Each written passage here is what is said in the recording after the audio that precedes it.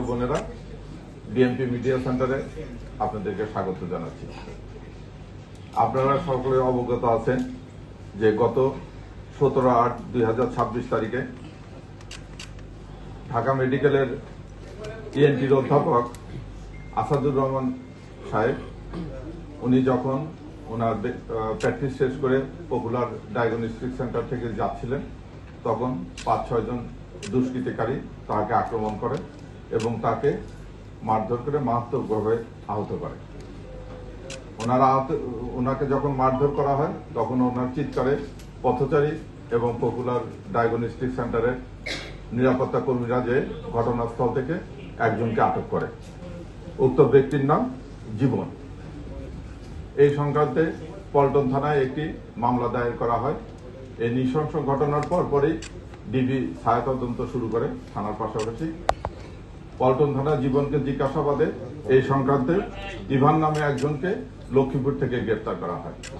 পরবর্তীতে ইভানকে ব্যাপক জিজ্ঞাসাবাদে ইভান স্বীকার করে যে তারা একটি গ্রুপ আছে, যে গ্রুপ দেশের বিভিন্ন ধনাঢ্য ব্যক্তি এবং পেশাগত যে সমস্ত বড় বড় ব্যক্তি আছে তাদেরকে টার্গেট করে তাদের ঠিকানা জোগাড় করে, তাদের পেশাগত তথ্য সংগ্রহ করে এবং তাদের নিকট থেকে মোটা অঙ্কের টাকা দাবি করে।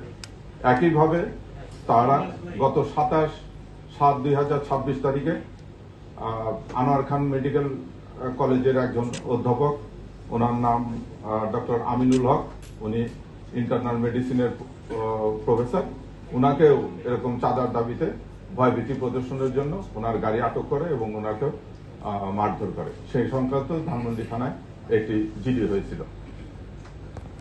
ইভানের দেওয়া তথ্য মতে আমরা ঢাকার এলাকা থেকে, ভাটারা এলাকা থেকে সানি এবং ফাতিম ইসরাক লাবিন নামে দুইজনকে গ্রেফতার করি। এই সানি হচ্ছে এই চক্রের মূল হোতা। সানি 2022 থেকে 2025 পর্যন্ত লেবার ভিসায় সিঙ্গাপুরে ছিল।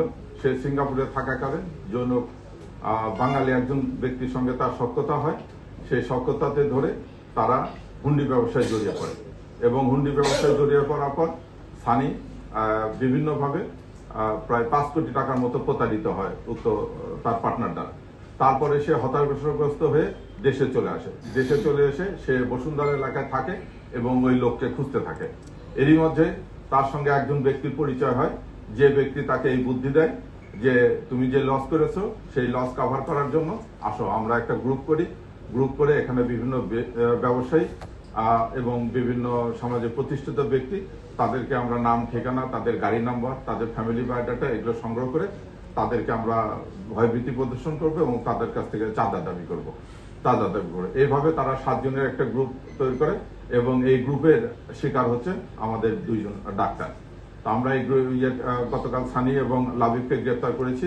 গ্রেপ্তারকালে তাদের কাছ থেকে এই ভয়ভীতি প্রদর্শনের জন্য একটা ছুরি এবং একটা তরবারি প্রায় 25 ইঞ্চির মতো উদ্ধার করা হয়েছে। তাদের বিরুদ্ধে অস্ত্র আইনে মামলা করা হয়েছে। এই গ্রুপের সঙ্গে অন্য আরো 3 থেকে 4 জন জড়িত আছে, তারা আমাদের গোয়েন্দা নজরদারিতে আছে। আমরা অচিরেই তাদেরকে গ্রেপ্তার করে তাদেরকে আইনের আওতায় নিয়ে আসবো। আমি আপনাদের মাধ্যমে জানাচ্ছি, পেশাগত ক্ষেত্রে বা আমাদের যারা গুণীজন আছেন তারা এরকম কোনো সংবাদ পেলে এটা ভীতসত্ত্ব না হয়ে সঙ্গে সঙ্গে নিকটস্থ থানাকে যেন এটা অবগত করে। এরকম কোনো অপতৎপরায় কেউ লিপ্ত হলে আমরা তাদেরকে কঠোর হস্তে দমন করব। ধন্যবাদ।